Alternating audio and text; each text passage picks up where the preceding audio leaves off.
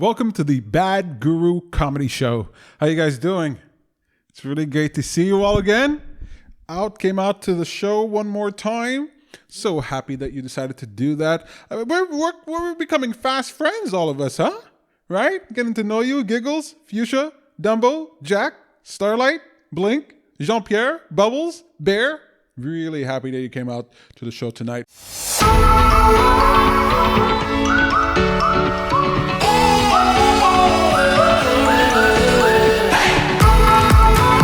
Hey there, my name is Peter Hartman. You're watching Bad Guru Nightly, and I am Bad Guru. This show is meant to serve as a reminder that your attention matters. You see, what we give our attention to becomes a greater part of our experience. We shape our reality with the power of our attention. So it's important to be deliberate. And I am so glad you decided to give me some of your attention here tonight. We'll be talking about Capitol Hill riots. We'll be talking about the making millionaire principles. We'll be talking with Tom in our Jumpstart segment. Tom Hartman will be talking about podcasting and buying some gear and what to expect with Ethereum. But before we get started, I'm going to wish you a happy MLK Day. Happy MLK Day. How you doing? How you doing on this MLK Day? Whew, I've had a long experience here this evening. A long experience. Samantha Barley is asking, am I Bad Guru or am I Peter? Right now I'm Peter. Bad Guru wears a black t-shirt. Peter doesn't wear a black t-shirt. You can tell the difference right there. How was your day? Did you have a good day? Do you have a bad day? Did you have a day where you dealt with technical problems in front of millions of people? I don't know what kind of day you had, but whatever kind of day you had, I hope you remember that you had a choice. You know, every single moment and every single day, you have the choice. A choice to move in the direction of who you want to be or away from it. I know. It sounds simple. It sounds simple to think, I got a choice. I can just choose. I can choose to be happy or I can choose to be not. I can choose to be hopeful or I can choose to be not. But the truth is, that's what life comes down to. Your power as a creator is to use your now moment in order to make decisions that move you in the direction of who you want to be or away from it. And I'm just telling you, whatever your day was, you can look at it, appreciate it for what it was, and learn from it so that tomorrow can be even better. I hope you had a good day. I hope you had a great day.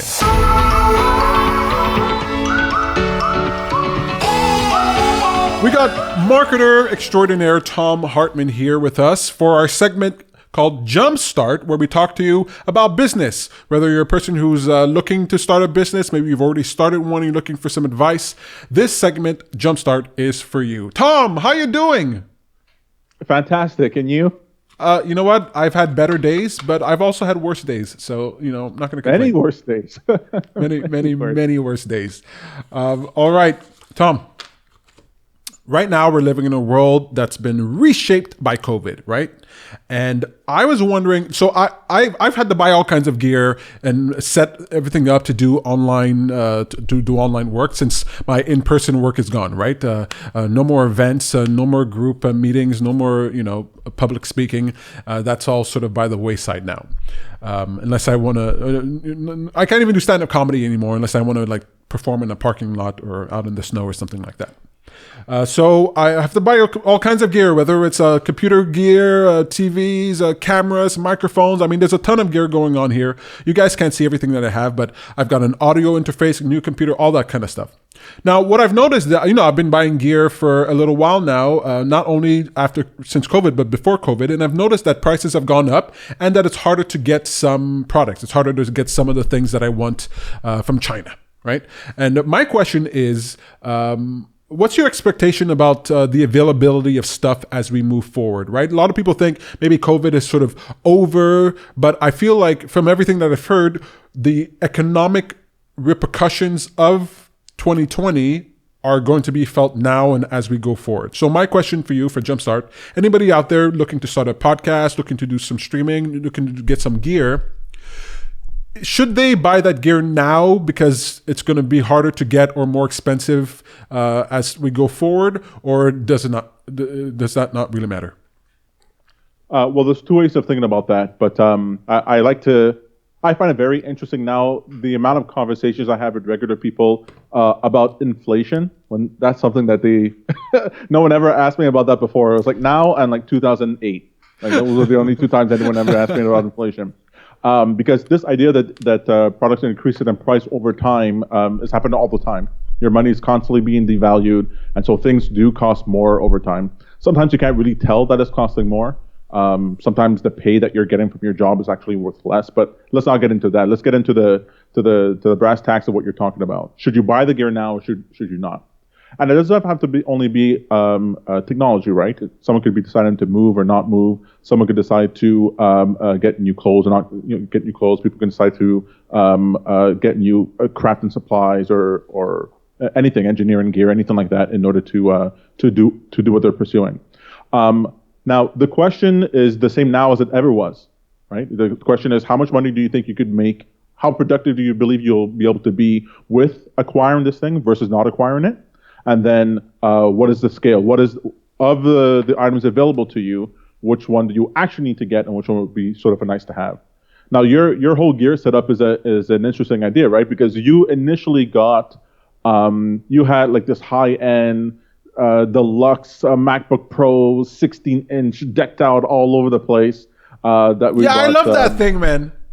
Yeah, but you got that before COVID, right? Yeah, before COVID. Before COVID. Actually, no. I got it right at the beginning. Like right at the beginning. COVID was just starting March, starting. beginning of April. I got it. You know, we didn't really know what things were like. We didn't know how it was going to go, but I knew I had to do some work, so I got the 16-inch then. But I mean, honestly, when I got it then, I still wasn't really aware of what the world was going to be like. Exactly, and that computer was hella expensive. And as you've been using it, you realize more and more, oh wait, I might be able to do just as much as I want or more with this other type of computer or this other type of computer. And what people don't know is that you've downgraded. You've sold off your computer 2 or 3 times now. Each time getting a computer that's less expensive that allows you to do what you needed to do, right? So that's one way of going about it. That's buying an item that has a high resale value so that you can, right, if you buy a Mac, then you can sell it within you can sell it tomorrow online if you needed to. You can give it back, within 2 weeks you give it back to Apple, and within a few months you can get almost your entire purchase price back if you sold it personally. And after a year, it maintains a lot of its value. Even after 3 years, it could be sold to 50% of its value. So, buying a high-end Mac computer that has that resale value is a smart choice in order to decide, well, am I going to get the productivity out of this that I need? Should I be downgrading? It gives you some options. Whereas someone might decide, well, instead of getting a $5,000 computer Mac, they'll get the $3,000 PC computer, right? Because they're thinking, okay, it'll be less expensive, but then they can't resell it. Or if they try to resell it a month afterwards, they only get 50% back. And after a year, people don't want it anymore. So once you're thinking about the productivity you can get from a machine, the resale value, and then the upfront costs, you can sort of weigh the items to get. And in that circumstance, which is the same as any other circumstance, you don't wait or expedite your purchase because of COVID, right? That doesn't really matter. What really matters is how much productivity can you get out of this. Well, look, I'll tell you, when it came to, for example, graphics cards, maybe not graphics cards, not the best example, but there actually a lot of gear during COVID was impossible to get. Like even very simple things like stands and things like that, like they just weren't available, or the shipping times would be super long. And I've seen price hikes on items that, before COVID, they were half as much. In fact, I remember there's this chair. I think it's the chair that you're sitting on right now, right? You tell me you paid $250 for this chair. You want to just swivel just a bit so people can see that chair real quick? Yeah, there you go. $250. Now, when COVID hit, that chair, like, first of all, wasn't available. Now, then when it became available, now that chair is worth. Do you know how much they're selling this chair for now? I saw it at $800 at one point. Okay, it's over $1,000. Really? Yeah, it fluctuates between $1,000 and $1,500. Now, I mean, if there's stuff that I want to get, and then the price is going to go up, double, 3 times the price, 10 times the price. Okay, but that's different, right? Not all products fall under that category. This chair is made in China, and so you could have all those supply chain issues. But you're not trying to hurry your purchase. Because, let's say the chair is at $200, and I saw it at $500, right? Well, I wouldn't have bought it at $500. Like, I don't care if later on it'll be 800 and later on it'll be 1,000. 500 was more than the productivity I would get out of the chair. I just settle for another chair, right? You only expedite the thing you want to get, like a distributor or someone who's transforming wholesale stuff into retail stuff, where they have to make purchases of hundreds of thousands or millions of dollars that they're going to use over the next 3-6 months to a year. They need to pull forward their purchases and buy what they need now. But unless there's something you absolutely need, it's a must-have, not a nice-to-have. It's a must-have. You're already paying attention to that price. And if you see that price move a little bit and you're afraid it's going to jump a lot, fine. You can bite the bullet and buy it right away. But that's not the in general what's going on. And so I wouldn't tell people, well, go out and it's sort of like for clothing. Like, I needed to get clothing. I barely have any clothes. And so I bought just enough clothes in order to not look like an idiot on camera. And that's it. Like, I think from the waist below, I'm totally naked right now. I'm not even wearing even buy any pants. But I didn't. I was like, should I get a winter jacket? Well, no, I'm not going to get a winter jacket. I'm outside for all of 7 minutes a week. Why am I going to buy a winter jacket? I'm not, those purchases I'm not going to pull forward. I don't care if those prices are going up. I'm just not going to buy them now. So that's what I mean. It's a very specific scenarios where a thing you absolutely need jumps up crazy in cost. What I'm concerned about is, and I know I don't want to keep you here too long. What I'm concerned about is sort of the unexpected. Like, I'm listening to some of the financial people that you tell me to listen to, and some of them are concerned that prices will go up dramatically in 2021 and 2022 for anything coming from China because of inflation. So, like, it's one thing if the cost is slightly prohibitive. It's another thing if it's extraordinary. Are you seeing, when it comes to the consequences for COVID and the financial consequences, are you seeing or expecting that in the future prices are going to go up dramatically, or do you feel like, oh, it's going to be more or less what it is now? Maybe there'll be some difference, but you shouldn't worry about prices as we go forward. I ask this not only for like podcasting gear and setting up, but in the restaurant business when they have to get their products. There are a lot of products that come from China. Are there going to be shortages? Like, are we going to be experiencing shortages and hikes of prices as a consequence of 2020 and 2021?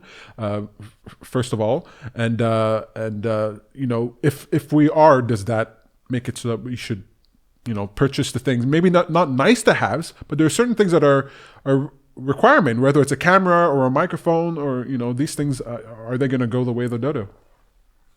So there's, it's a long answer. I can get to that, but let me try to get it as short as possible, right? So we learned this from our economics class. Supply and demand is what affects the price. The more supply there is, the lower the price. The less supply there is, the higher the price. The more the demand is, the higher the price. The less the demand is, the lower the price. So what you're talking about there is that people the economists are worried about short-term supply inflation. So basically goods inflation. There's not enough of the thing, right? So if the demand stays the same or even increases, then the price of the thing will go up. Does that make sense? Yeah. And so, but that sort of shortage happens temporarily, because what happens is that anyone who sees that the price of an item goes up and nominally, what happens is that other people over time come into the market in order to offer it at a lower price. It becomes an opportunity for people. So the price over time will come down, especially if it was low before, because the expectations were anchored. And so it'll be a short time frame where that sort of inflation is high. Now you might say, well, it might take years and years for that supply chain to rectify itself, right? Right? What if China decides they're not going to supply those things anymore, or they can't? What if rolling lockdowns in different countries makes the whole supply chain hiccup not only bad for as it is right now, but harder for it to be reestablished later on? Well, in that case, you have to pull forward your purchase now, right? If you think you're going to need this thing to be productive and really focusing on productive-based items that you want to buy, then pull forward your thing right now. But then you're also talking about the right, people who don't have enough disposable income. I'm going, well, don't do that. Do something that does not require you to pull forward that amount right now. If you have a lot of money, you might not care if the thing costs 40% more later on. So really, the concern is people really on the mid level, right on the line in that gray area, where every dollar matters more than the rich person, but they can't go years without it. So that person has to weigh how productive they think they'll be. And if it's not a productive thing, especially in this environment where prices will go up, then I say don't pull forward any purchases. Only pull forward purchases on things that might. So for example, I bought a freezer, right? My wife and I bought a freezer when the COVID thing was happening. We didn't know what was going on. We didn't know what was going on with food, and so we bought a freezer and filled it up with some meat and some vegetables and stuff like that in order to help us through. Right? That was pulling forward something that would save us a big hassle potentially later on. It turned out we didn't need it, but then I'd rather be cautious than not in that circumstance. You got to judge each circumstance specifically. And being able to buy food in bulk and all that stuff does save money. So having a freezer does lower costs. Right. So it can work there. All right. So if it's productive, if it's going to serve you, get it, engage with that as soon as possible. Recognize the true value, the true cost of something, right? If you're buying something that's worthwhile, like a Mac, for example, you can resell that. Having the experience that I've had, you pay, a few $1,000s for a Mac, but you can sell it for a few $1,000s, right? Compared to a PC. So if I buy a Mac for $5,000 and then I sell it for $4,000, then I haven't really bought a Mac for $5,000, right? I've only rented it for $1,000. So that's if you get more than $1,000 worth of productivity out of it, then you've made money. Perfect. So you're not concerned, Joe Biden, he just becomes, he's president, he's going to be president. They've already printed $4 trillion or whatever dollars. He's promising another 1.9. There's going to be more after that. That's the part where I'm kind of concerned. Like, you're not concerned that the dollar is going to skyrocket or whatever. Like, you're not concerned about that imbalance when it comes to the dollar? No, the only thing that the markets don't like or the economy doesn't like is uncertainty. We know Joe Biden is going to print oodles and oodles of money, just like we know Justin Trudeau's government's going to do the same. All the governments around the world are going to do it. So they're going to print as much money as they can. If there was any uncertainty thing I was worried about before is if the Senate was still in the Republicans' hands. Now it's blue wave all across. So no uncertainty. They're going to print. I mean, it would, if they did the opposite. No, we got to be, fiscally austere, and we got to be conservative. Then that would just cause a huge amount of turmoil. But no markets anywhere are worried now because they know it's going to be fine. The value of our dollars, Canadian and American, everyone, all our dollars are going to go into the toilet. But it'll go into the toilet together, right? And that matters, right?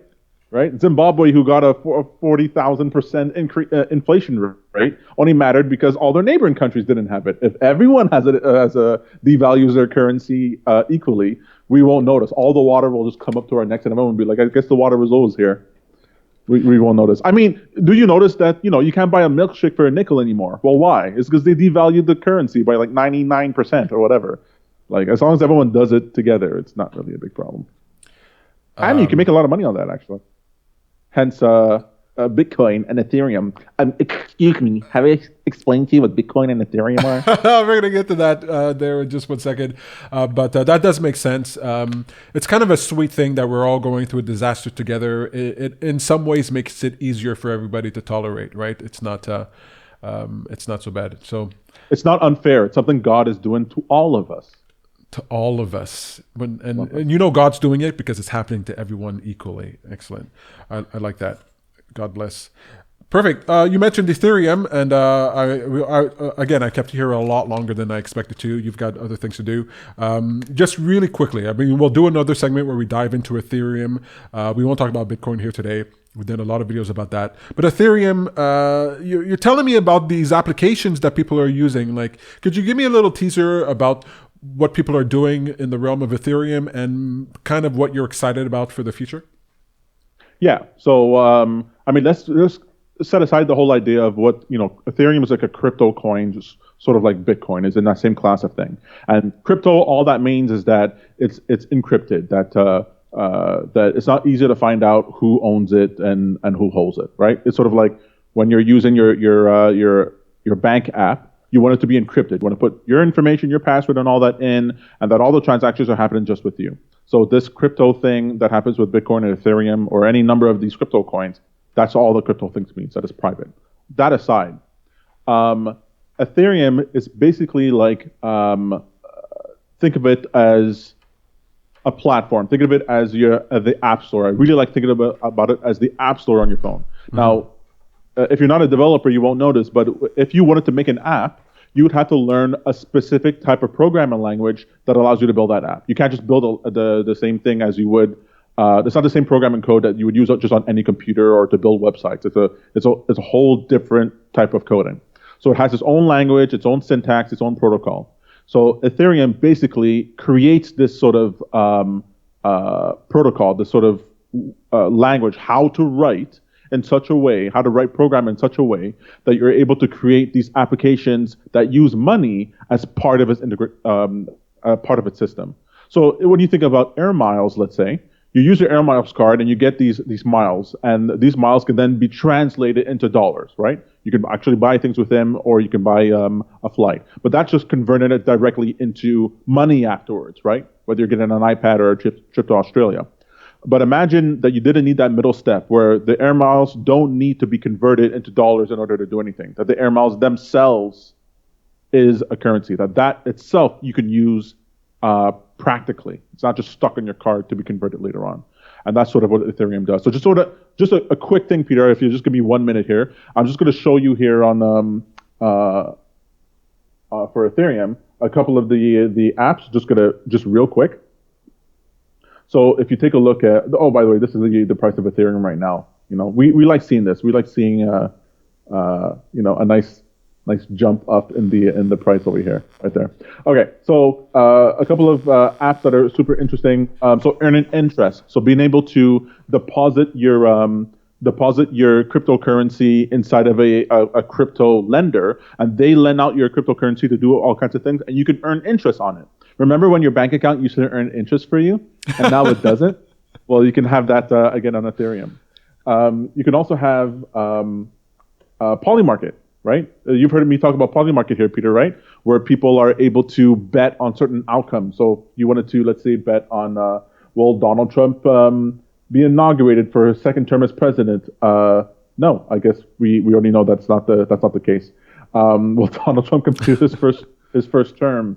I lost a little money on that, but what are you going to do? But this is a market that allows you to bet using crypto tokens. What are we seeing here? What are you showing? It's a little smaller. This is Polymarket. So basically, this is showing me. It's allowing you to place bets on things that can happen in the U.S. Okay, we can't read this, just so you know. It's too small for us. Sure. So let's say let's zoom this in. Will Trump pardon himself in his first term? Right?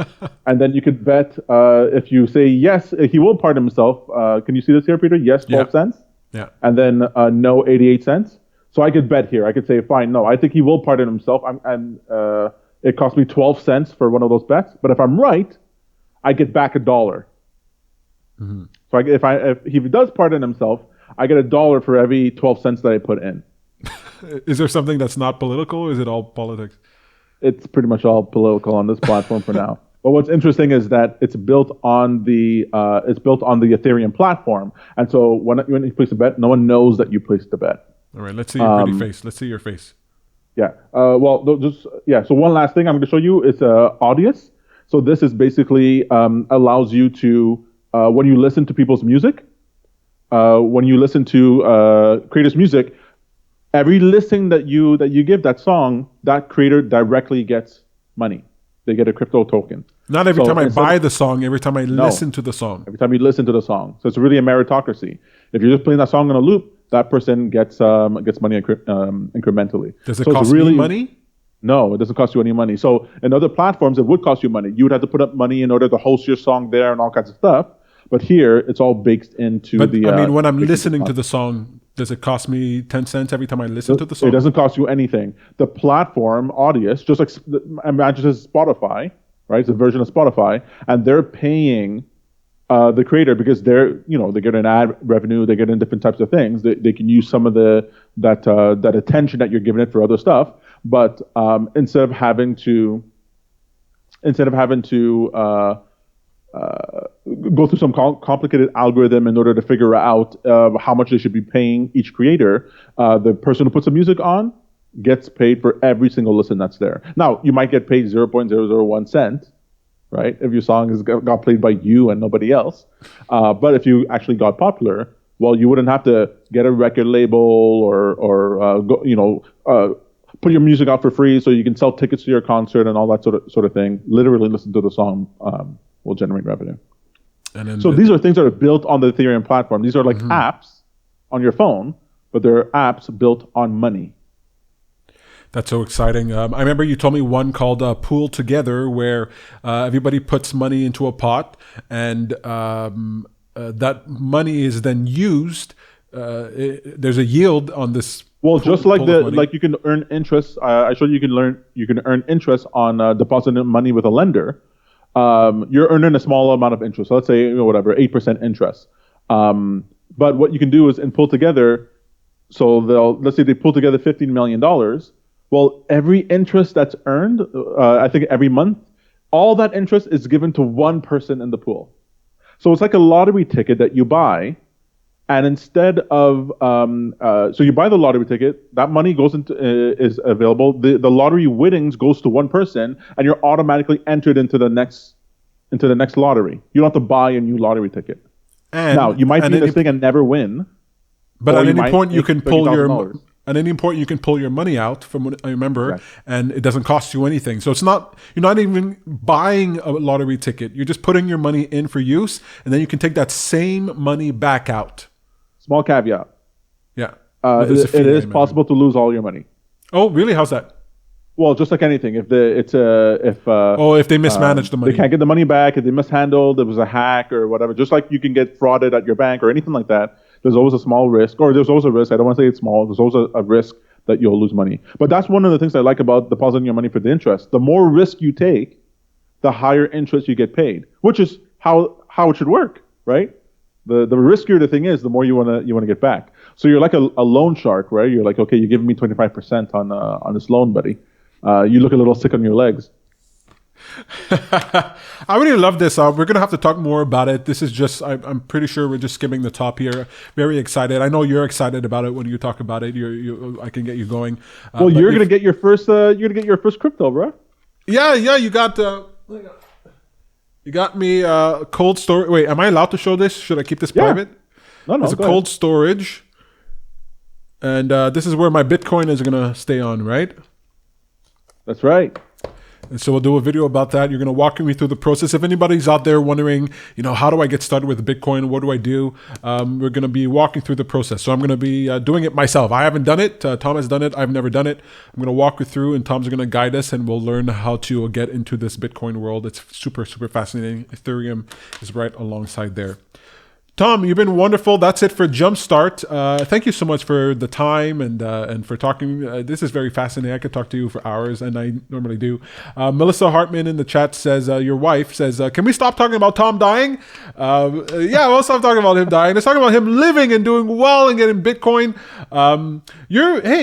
This is funny what we're doing here, because it kind of feels like you're here sitting with me, but we're at a distance. And it made me think about your wife's podcast, Melissa Hartman's podcast, The Sistership, if I'm not mistaken. That's right. And she does it with her sister who lives on the other side of the world, and they're having basically a conversation with them, and you get to peer in. You get to be a voyeur, a fly on the wall, listening to their conversation between two sisters. So I thought, what a super idea. I kind of feel like there's a little bit of that happening. It's fascinating here. I mean, I haven't heard, dozens of hours of this thing because I edit it.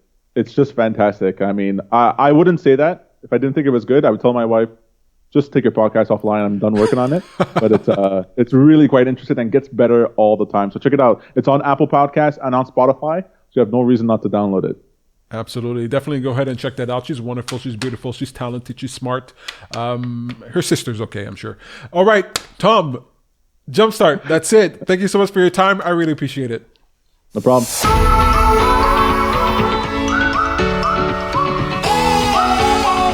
So before Bad Guru talks to you and before the big announcement, I just want to let you guys know about what to expect for Happy for Change moving forward in 2021.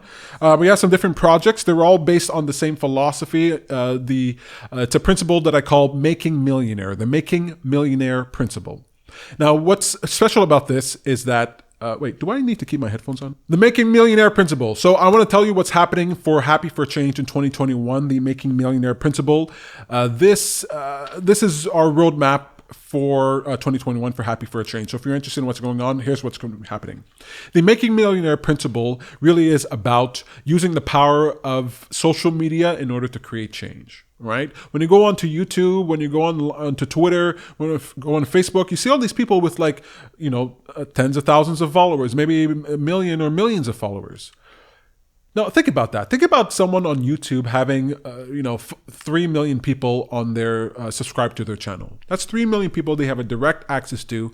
They could put out the product, the service, they could put out a video, and they can get millions of views on their video, millions of purchases on their product. It's very powerful. Now, people like to complain about social media, like to complain about how bad social media is, how addictive it is, how bad it is. But one of the good things about social media, it really is like a double-edged sword. It really is like fire. It can cook you or can do something great for you, is that we can mobilize millions of people to do an action, to do something small and have a huge impact on the world. So when there's millions of people who go and download Angry Birds or Candy Crush or some game in the App Store, what they're really doing is they're making them millionaires. They're making that company a $1 million company by giving them their attention and or their money. So I say we can use that principle in order to do things that we want to do. Now, with Happy for Change, one of the things I want to do coming up is... Okay, so we're going to apply the Making Millionaire principle to specific projects. One of the projects I want to do is for debates. I don't know if you've noticed this. I don't know if you pay attention. I pay attention to the news. I pay attention to politics. I pay attention to what's happening in the United States especially. And I really feel like the communication's not happening. People are not really talking anymore. They're not incentivized to talk, right? They're incentivized to go to war, for conflict. They're incentivized to demonize. They're incentivized to take down the other side. But they're not incentivized to talk. So what if we created an environment, an opportunity for discussion to occur that was undeniable? So I want to use the power of Making Millionaires in order to raise, let's say, $1 million or millions of dollars, whatever the amount will take, in order to incentivize two opposing parties to come together to have a conversation. I'm not talking about the debates that you see, presidential debates where people are just yammering back and forth and cutting each other off. That's not the type of debate that I'm talking about. To me, that's not real communication. I mean, if you talk to your wife that way, if you talk to your husband, your lover, your friends that way, nothing would ever get done. I don't understand how they choose a president this way. I don't understand how we choose a prime minister this way.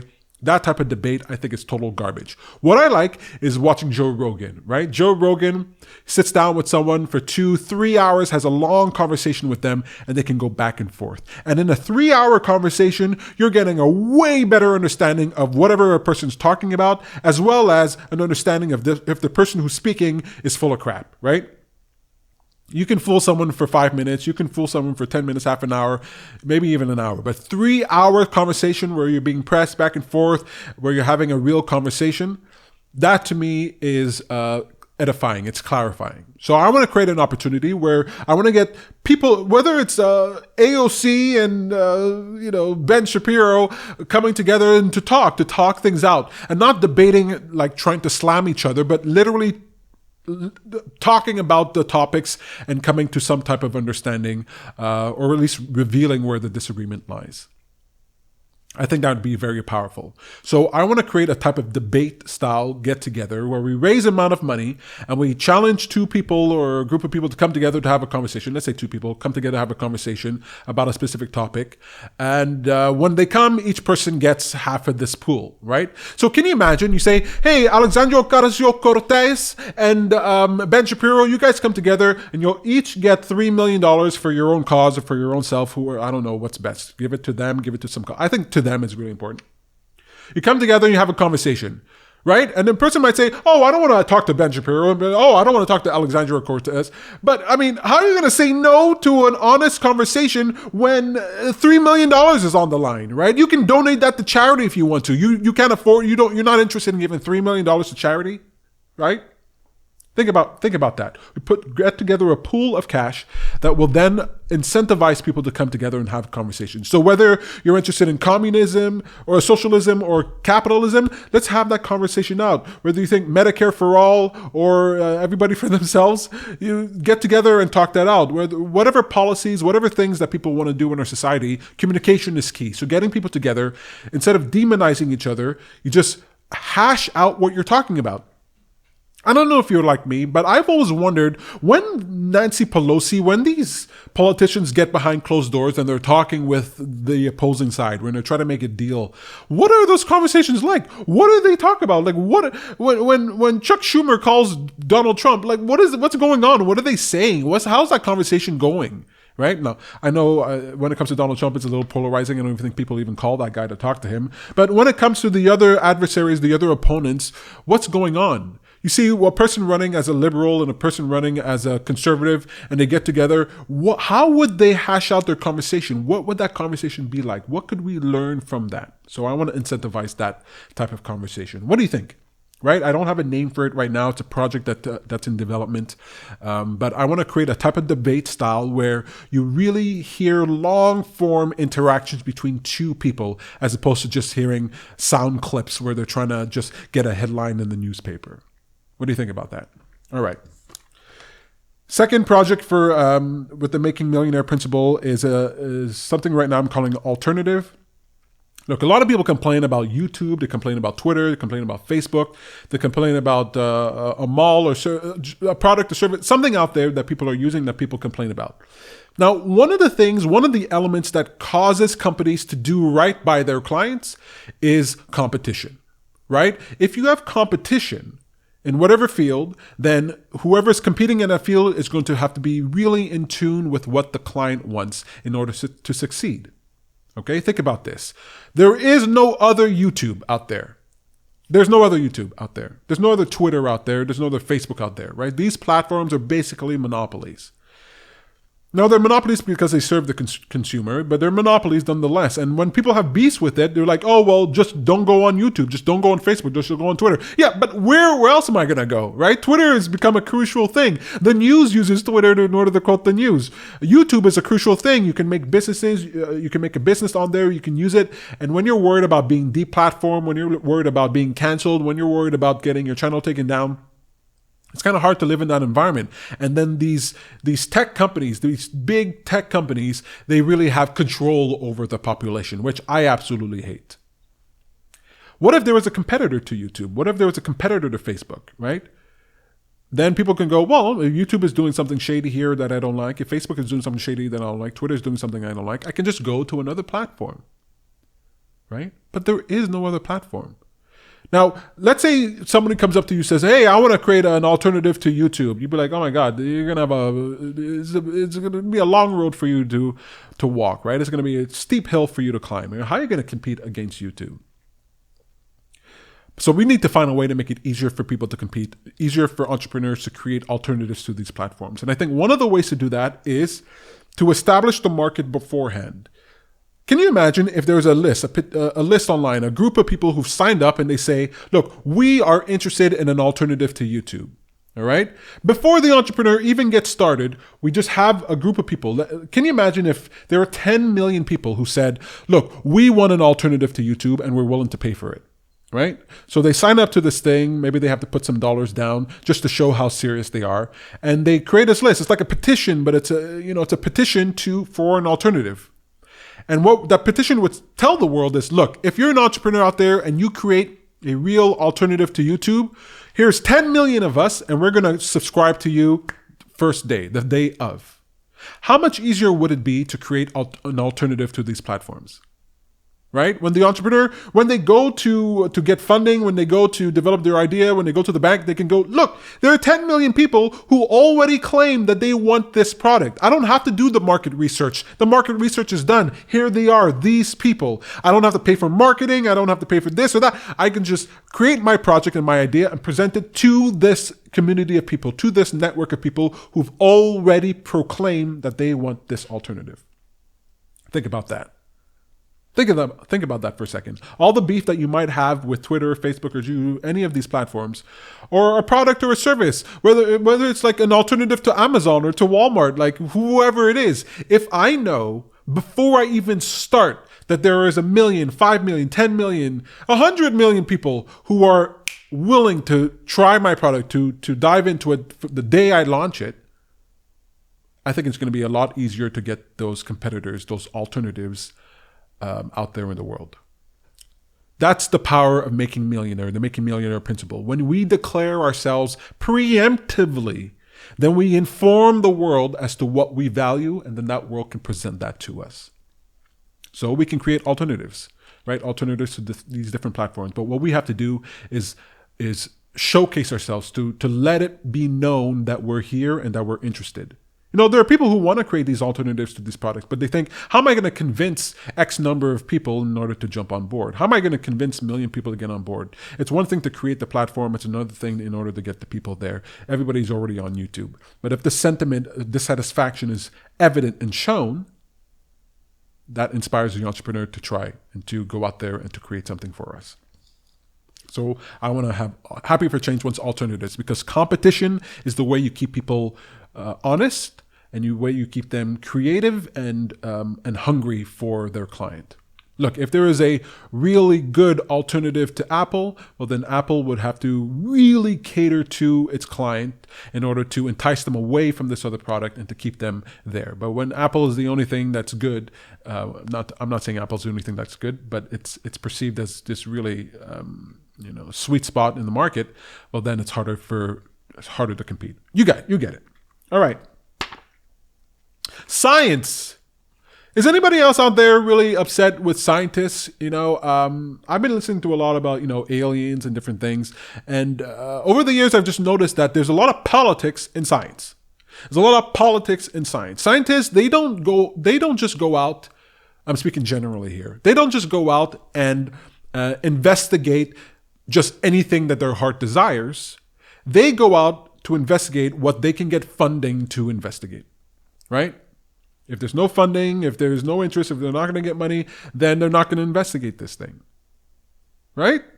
So I say we use the Making Millionaire principle for scientists. We fund scientists.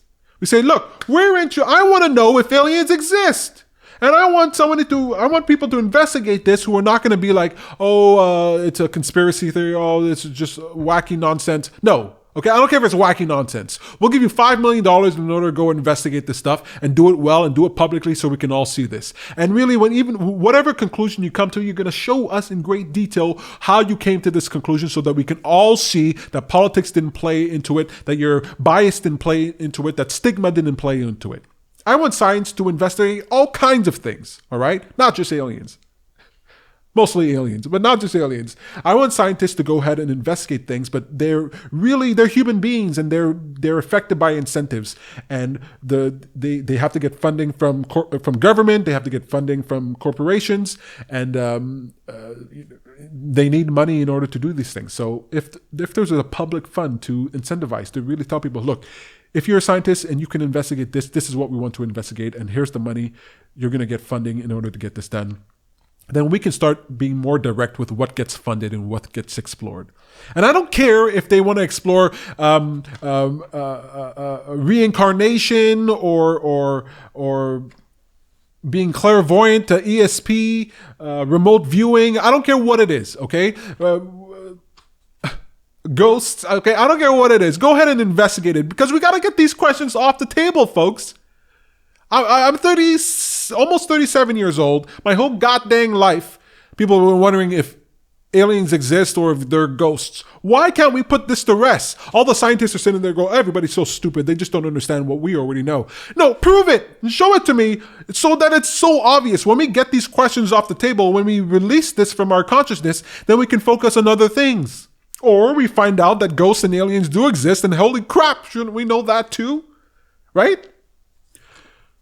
Making Millionaires wants to fund scientists, to fund projects for investigation and for it to be public, for it to be maybe even recorded and entertaining, Neil deGrasse Tyson style, Cosmos style, where we can see what's going on, we can be invested in the process, and where the scientist doesn't care what the outcome is, right? They're getting millions of dollars in order to get this done. They're happy to do this research, Maybe they even want to, but they couldn't find the funds in order to do it.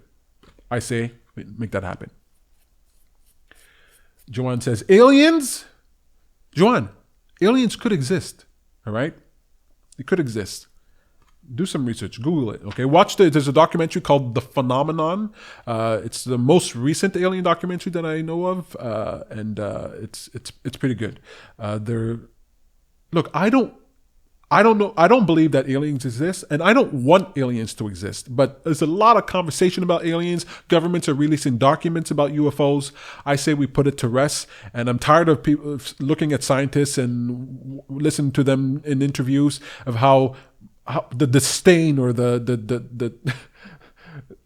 what's the word I'm looking for? The lack of respect they have for the people who might believe these things. Okay, look, it might be flat earthers. All right. Prove beyond a shadow of a doubt that the Earth isn't flat. Grab some flat earthers and bring them up into space. How much would that cost? I don't know. Elon Musk is sending rockets into space. Let's send some of these flat earthers up there so we can put an end to this conversation. Yes, aliens, Joanne. Yes, aliens. Yes. I want to know if for sure if they're there or if they're not, or if all the things that we're seeing, all the sightings and all the stories are totally fake. Okay, I want to know. And I'm not satisfied with what science has done. All right. I talked about that way longer than I expected. I guess I'm more interested than I thought. And then the last project is Black Money Matters. And I've talked about this in previous showings, in previous streams. Black Money Matters. This is my idea to help the Black community in North America. In the world, ultimately, but in North America right now. And we're going to be talking about that in just a moment. That's where my big announcement is going to be. So I got to go and become a bad guru right now. Let's hope that everything goes well. And I'll be with you in just a second.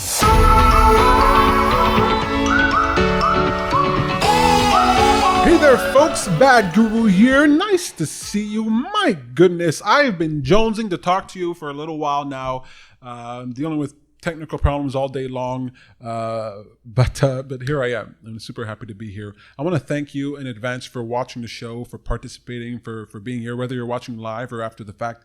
I really appreciate it. Look, your attention matters. What we give our attention to becomes a greater part of our experience. We shape our reality with the power of our attention. I really appreciate that you gave me some of your attention here today. I have an announcement. First of all, happy MLK Day. Happy Martin Luther King Day. I didn't know it was MLK Day until I was told. So it's not like I've been waiting. This is not Christmas for me. But I thought today is a good day to reflect on what's happening with the Black community and how we can help. So I have a big announcement to make. Black Money Matters.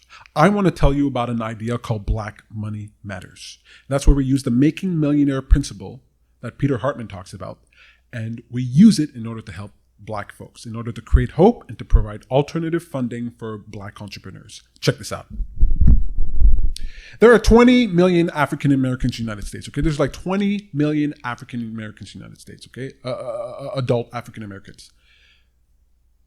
And when you think about it, during 2020, during the Black Lives Matters protests, there are 20 million people who protested out in the streets. I mean, out in the streets, protesting.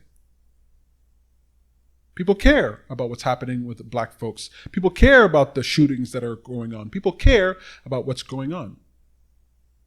Well, what can we do about it? What's our solution? Well, so far, most of the solutions I hear about revolve around government, right? We pass laws and different legislation in order to help the Black community. And I think that's a good thing. It's a positive thing to do. But we're not powerless outside of government. And anything that we can do that doesn't rely on government, I think will just be far more lasting and far better for us as a people. I say we start making black millionaires. So I want us to make a black millionaire February 28th, 2021. I am challenging us to make a black millionaire on February 28th, 2021. Between now and then, all we have to decide is who gets to be a millionaire. That's it. Now, let me ask you, doesn't that sound like fun? Doesn't it sound like fun to start talking about, hey, who could we make a millionaire? We can make more than one person a millionaire. My goal is to make 3 millionaires on February 28th, 2021. 3. And all we have to do is get X number of people, right? Low end, 400,000 people to 1 million people to subscribe to this idea. Why do we want to make a black millionaire? Well, one of the challenges of being black in North America, in the United States, let's say, because they have that history of slavery, is that, white folks, they say, has started out ahead and black folks are behind. And so even though they're living in the same world, there's this legacy of slavery that holds people down. So I want to create an environment of hope and optimism in the black community. And the way we do that is by creating a black millionaire every week. My ultimate goal is to create an app that creates a black millionaire every week. And that way, when black kids are growing up, they keep hearing, oh, so-and-so became a millionaire. That's another black person that became a millionaire. That's a black person that became a millionaire. And it changes the way they think about themselves. They feel more cared for by their environment, because in order to make that millionaire, people have to make them a millionaire, right? It's not a bank that gave them $1 million. It's people that gave them $1 million. And so people who feel impotent, people who feel like they want to express love and compassion and care for the black community, they can do that with their dollars, right? It would take, at maximum $5 in order to get this done. So first, you're tackling the sensation of hope and compassion and feeling cared for by your community, right? Just think about that. Think about living in a world where black people are made a millionaire every week, just because. The other thing that's going to do is that it's going to bring money and opportunity into the black community, right? Because we're sending our dollars, it's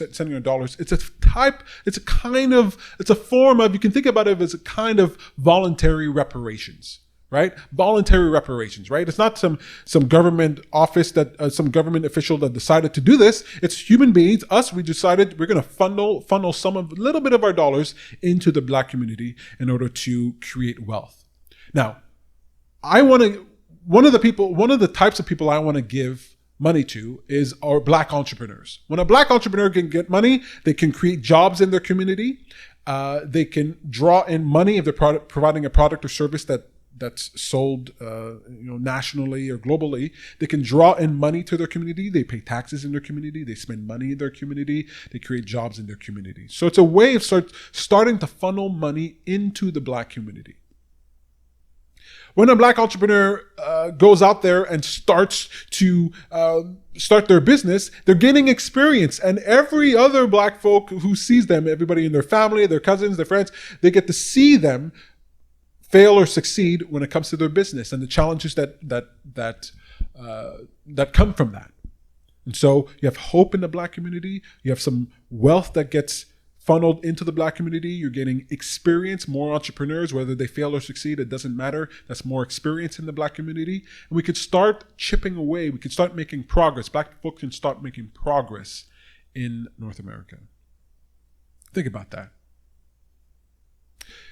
This is not a complicated idea. I love simple ideas. I love ideas that are so simple that would have been impossible to do 30 years ago, but that today with technology, we can do that a lot easier. It'd be very difficult for me to go door to door to people and say, okay, I'm here for your $5. We're making you a millionaire. Go to door, mail in your $5, mail in your checks, everybody. That's very difficult. But with the power of these devices, social media and these devices, I can send you a payment in an instant. All I need is your email address. I can send you a payment in an instant. With platforms like GoFundMe, we can crowdfund and put our money online in an instant. Rally everybody together. Millions of people can participate in this. Now, my question to you is this. Do you want to make a black millionaire. We're making 3 on February 28th, 2021. If you're interested, and if you know other people who might be interested, you share this and you let them know. You let them know that we're making 3 black millionaires on February 28th, 2021. At the end of Black History Month, we're going to make millionaires. We're going to make headlines. We're going to make news. We're going to show people the power of people, of us coming together. That's the power of the making millionaire principle. Black money matters, right? We like to say Black lives matter. And that's true. But what's most important is that Black money matters. When we start recognizing the power we have with even just a few dollars we have, we can start reshaping our world. COVID has hit, and upwards of 60% of businesses, small businesses in North America, gone, shut down, bankrupt, forever. We are rebuilding society now. As we move forward, we're going to have to rebuild society, rebuild businesses. And one of the ways we can do that is with this Black Money Matters idea. We can start helping Black entrepreneurs to get off the ground. Black entrepreneurs in order to start their businesses, in order to reshape their communities. This is not where it ends. This is just where it begins. Ultimately, I want a Black Money Matters app where we create a Black millionaire every week. And then I want to start making other folks millionaires once we get that stuff done. But this is my project, my idea, in order to demonstrate the power of the making millionaire principle.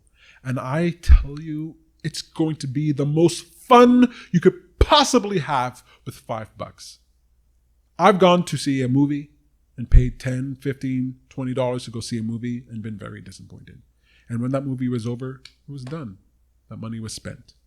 Here, $5, you can walk around forever claiming, I helped make a Black millionaire. Making Black millionaires. Black money matters. If you think this is a good idea, all you have to do is join the audience at facebook.com/happyforachange or subscribe on YouTube at youtube.com/happyforachange. If you do that, follow me anywhere you can find me, and we will engage in the process of making a millionaire. All you have to do is be with me on February 28th, 2021 in order to do this. But if you want to be engaged in the process along the way, if you want to get the fun of it, then help me to choose who becomes a millionaire. I was inspired to do this idea because of the death of George Floyd. And so, in honor of him, I would like one of the Black millionaires to be someone from Minnesota. I can't believe I got that wrong. I want to choose someone from the city that George Floyd was from. That's one. I grew up with a single mother who raised 5 kids on her own. And so I would like one of the person to become a millionaire to be a single mother. And the third one, I would like it to be just a random person so that everybody can feel like they can be a part of this process, that they also might be a millionaire. But I'm open to your ideas. I'm open to whatever you have in mind. There you have it. That's the big announcement, folks. We're making a Black millionaire February 28th, 2021. If you want to participate in that, facebook.com/happyforachange, youtube.com/happyforachange. Follow me anywhere you can find me. You can also join the Black Money Matters group on our Happy for a Change page if you want to be specific about that. Or just join the Happy for a Change audience at facebook.com/happyforachange. Join the happy audience, and I'll be communicating with you anywhere you can find me. All right. That's it. That's what I got to say. Just make sure nobody's trying to reach me here.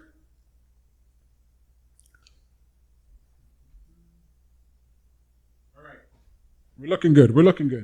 All right. So I'll be talking more about that. I'll be doing more videos about that. But let's get to the jokes, shall we? Let's get to the jokes.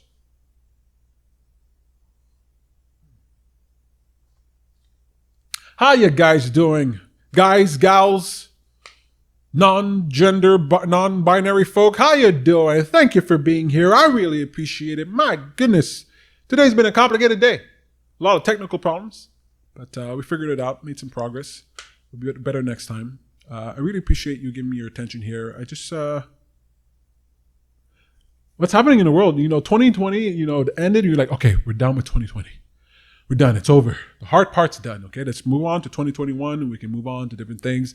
New world, all right? We can change the conversation. And what happens in 2021? There's a riot at the Capitol, Washington. Did you hear about this riot? People rioted.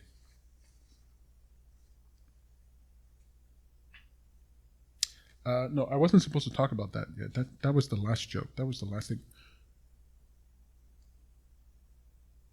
I'm going to save that for the end. Let's start over. Hey there, folks. How you doing? Oh my goodness. What a day we've had. Technical problems, me forgetting what I want to talk about. I have these cards, I write down the notes on the cards. But if I put the cards in the wrong order, well, then I don't remember. I have to write things down because I have such a bad memory. But when you write it down, then you got to remember the order. Anyway, I should remember these things. Let's start with something lighter. I didn't want to start with the Capitol riot. That's how you start. You don't start with the heavy material. You start with the lighter material. Oh my God. I was in the elevator the other day and I'm bringing the garbage down to the garbage room and I'm pressing the button to close the door, right? I'm pressing the button to close the door and the thing just won't close. It opens and closes and I don't know how I'm messing it up. I mean, I've been using elevators for decades now. I'm still messing it up. It's weird. Can't close the door.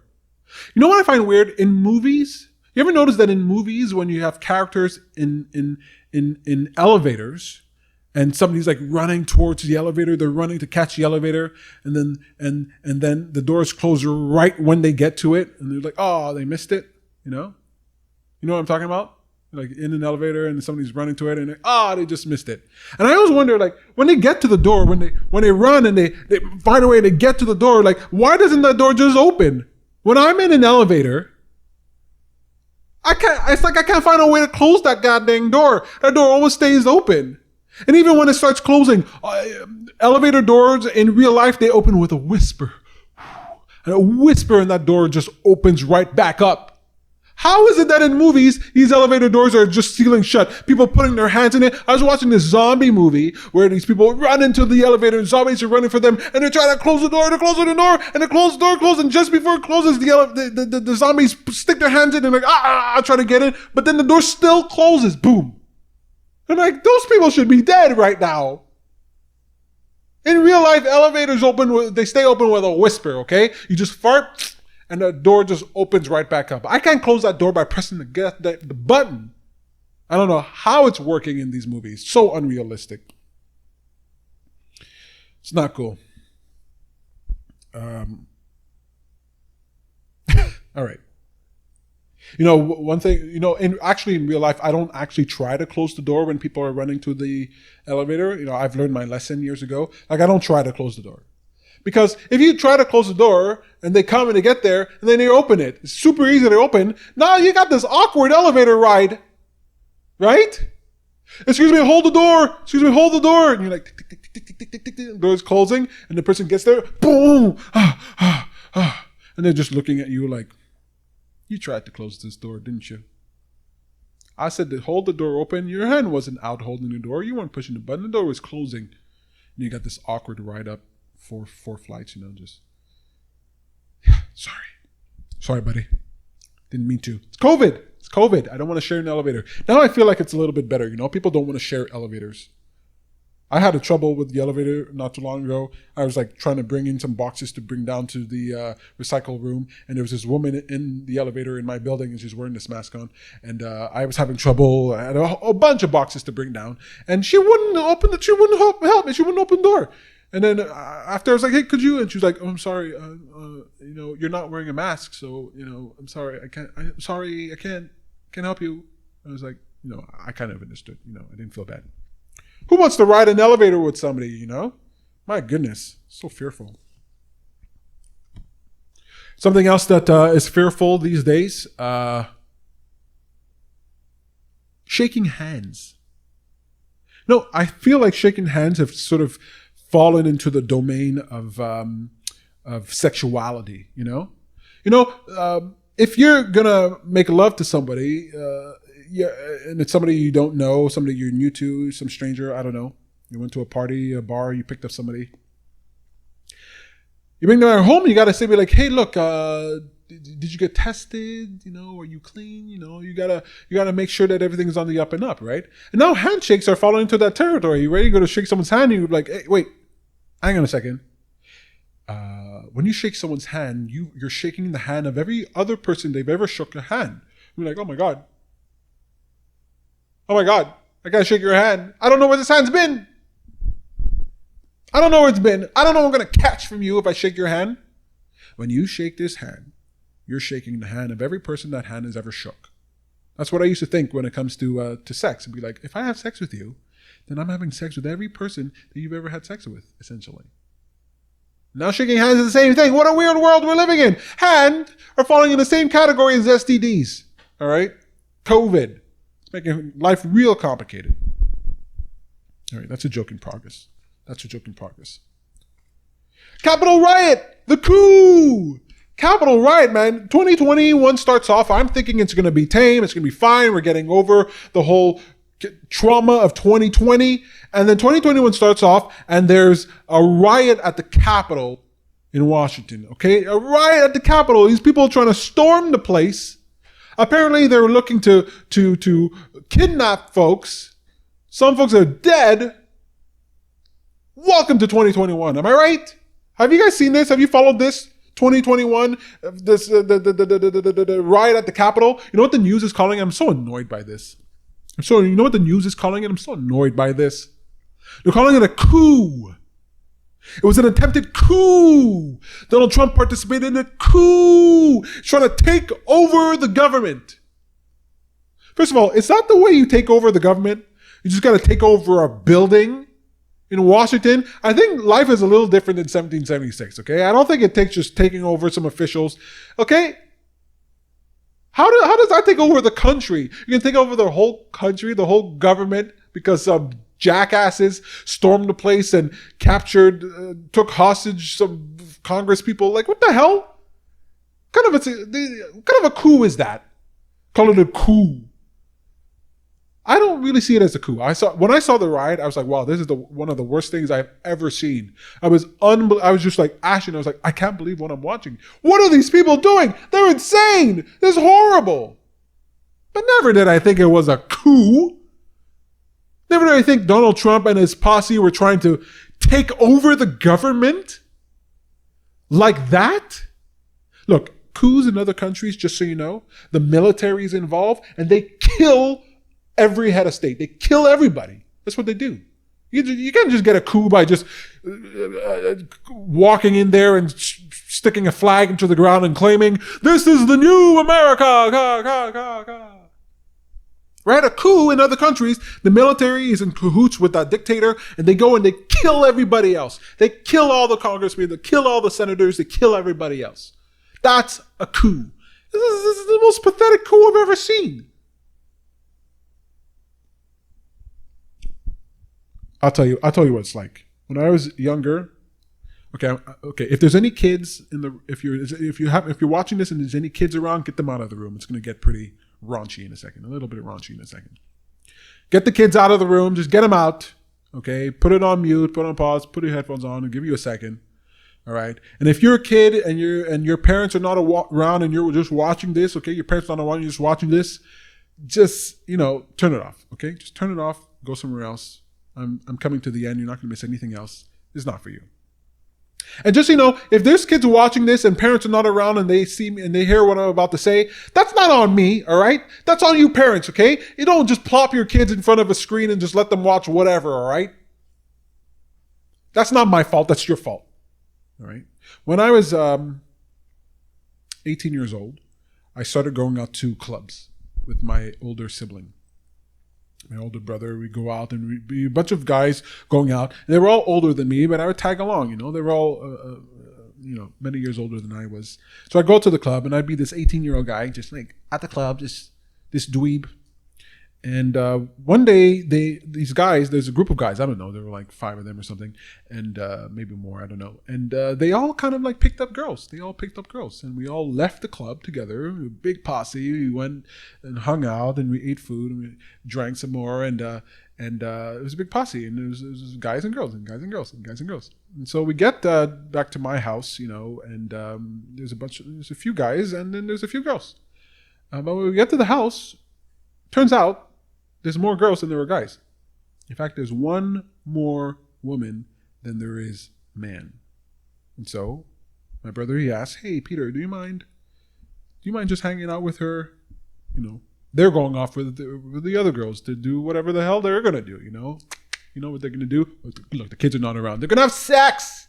They're going to have sex. They're going to have sex. Sexual relations. They're going to penetrate each other. Yeah, the kids are gone. They're going to penetrate each other. No, not each other. You know what I mean? Someone's getting penetrated, all right? And so they say, "Hey, Peter, could you take, do you mind? I wasn't forced to. Do you mind?" And I was like, "Okay, sure, why not? I don't mind. I'm 18-year-old. Everybody's older than me. The women, the girls are older than I am, that's for sure. And the person I was with is a few years older than me. And I felt like, kind of nervous. And, I had never had a one-night stand before. And so we're in my bedroom, lying on the bed, and we're naked. Because she wants to have sex. And we start kissing and making out, and she slides her hand down and she starts playing with my wiener. And I'm calling it a wiener because it wasn't growing. Just a wiener. I guess I was just too nervous. I was playing with it, and she's like, "What's good? Is everything okay? Yeah, okay." She was very nice. She's a very nice lady. I'm calling her a lady. She was much older than me. So we're lying in bed, and she's playing with my wiener, and it's not working much. It's not working much at all. I'm just too nervous. I'm a Christian guy. Lived a lot of my life as a very Orthodox Christian, and here I am just lying in a bed with a stranger. I never met her before. I don't remember her name. I don't even know if I knew her name at the time. I'm feeling very nervous, okay? I don't know, some guys are just like, "Oh, whatever, I don't care, I'll put it in anything." I realized at that moment I'm not that type of guy. So we try to do it. I try to put it in. It's just like all floppy, and it's just like not working, And that was my one and only one-night stand. Now, should I call that a one-night stand? Is it technically a one-night stand? If it is a one-night stand, it's the most pathetic one-night stand you've ever heard of, all right? And that's what that coup was. It's the most pathetic coup I've ever heard of. Okay, it might have technically been a coup, but what the hell? You're not going to take over the country that way. What were they thinking? And why does the news just come out and say, instead of saying there was a coup attempt at the Capitol today, why don't they say it was a bunch of pathetic losers who stormed the place and are now getting arrested? Like, that's what happened. There was no coup. If it was coup, it was super pathetic. It was a floppy wiener coup. All right. That's what I got to say about it. All right. I think that's it for me. On that note, I really appreciate your time. I think that's it for the show. Thank you so much for watching. I don't know what 2021 has in store for everybody, but I know what Happy for Change has planned for you. And if you like what Happy for Change is doing, if you want to participate, go over to facebook.com/happyforchange and join the happy audience. That audience is who I'm going to be communicating with the most in order to get these ideas off the ground. And if you are inclined to go over to YouTube, go to youtube.com/happyforchange. Happy for Change, just find me anywhere that you want and follow me, because we're going to be using the power of social media and the Making Millionaire principle in order to do some really interesting, fun, fantastic things. You're going to be thrilled about it, and you're going to want to participate. And remember to share it with someone else. That's how this works.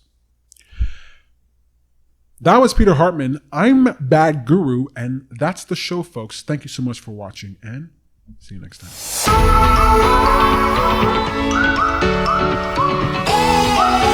If you really like Bad Guru Nightly, thank you so much for watching. We'll be on again. Make sure to subscribe over on Facebook and YouTube so that you never miss another episode. Cheers. Cheers!